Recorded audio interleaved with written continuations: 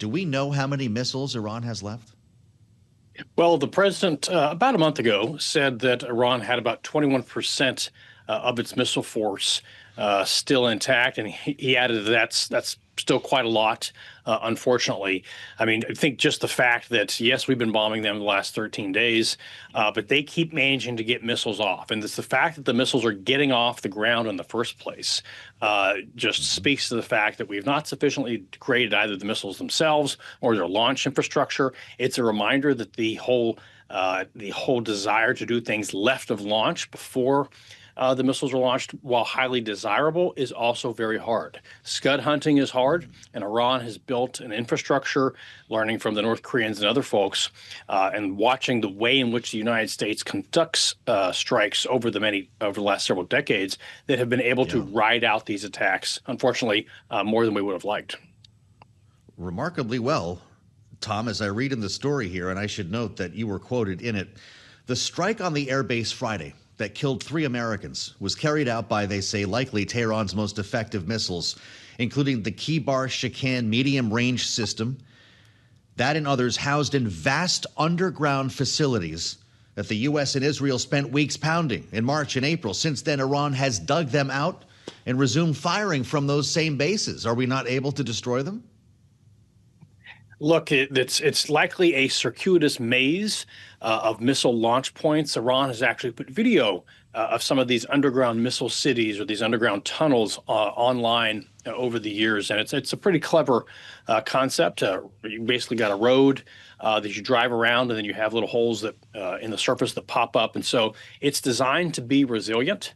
It's designed to be able to move things around and have the aspect of deception in terms of making it harder to figure out where an individual missile is at any given time. So it's when you bury things underground, you have the benefit of a passive defense to make it harder to be struck. Interesting. These are, I presume, the sites that we're going back to hit now for a second or third time. When you hear the president talk about additional targets, how many of them have already been hit? I don't know the number offhand, but I think what you're pointing to in part is the challenge of doing everything from the air.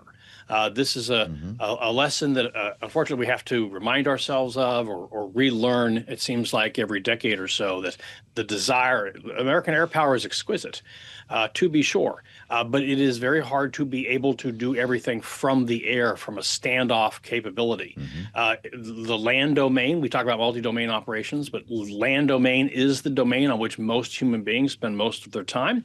And that's where politics happens. That's where stuff exists. And so it's difficult from a military perspective to be able to, no kidding, accomplish all of your objectives without being there, without sending in forces. And so that's not something we want to do, but that's just the challenge. Well, I guess I'm winding up to a question about whether Iran is simply digging out these missiles because they were very carefully stored underground, or if they're maybe getting new ones. And the president posted on Truth Social today, I'd love your thoughts on this. Referring to President Xi, he said, told me he would not under any circumstances give or sell weapons to Iran. That statement included Chinese companies, he says. He says, likewise, President Putin told me he would not sell weapons to Iran, and he understands that I do not sell weapons to Ukraine, but to NATO countries. What's the point of this? Does the president believe that China or Russia may be providing weapons? Well, the quote would seem to suggest that he'd like to believe they weren't. I think the good money, the good bet is that, of course, they are. And why would they be doing that? Because it's too great a temptation not to, frankly. Yes, admittedly, through NATO, the United States has, of course, been providing weapons, but also targeting information to the Ukrainians to resist the Russian invaders. So in addition to the likely prospect of stuff going into Iran, there's been a number of news reports on that front.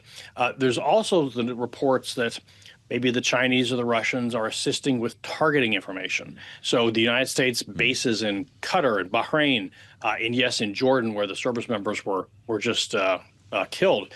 It's hard not to think that targeting information could be helping the Iranians out a lot. And there again, it's probably just too great a temptation for the Russians and the Chinese not to be assisting. Wow, that's really important, Tom. I'm looking at the defense contractors today. They're reaching higher again after a big rally yesterday in RTX. Lockheed, they had earnings reports, and it brings us to the question right now. There you see it on your screen. RTX is up another 2%. Lockheed is up even more than that.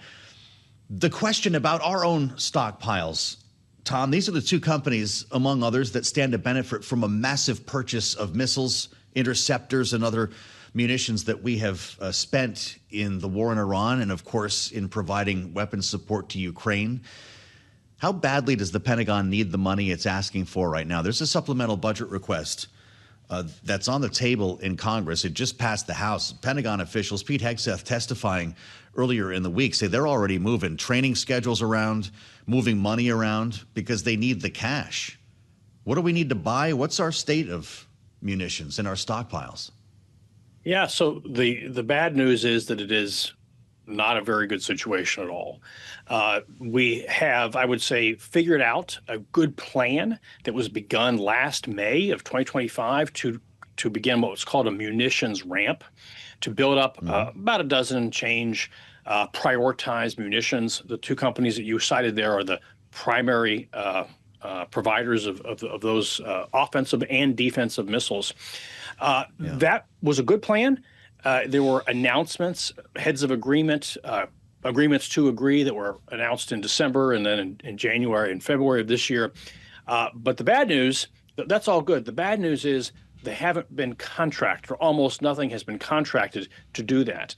In January, when Congress passed the 2026 appropriations, they said that they were $28.8 billion short of the Pentagon's request just for munitions.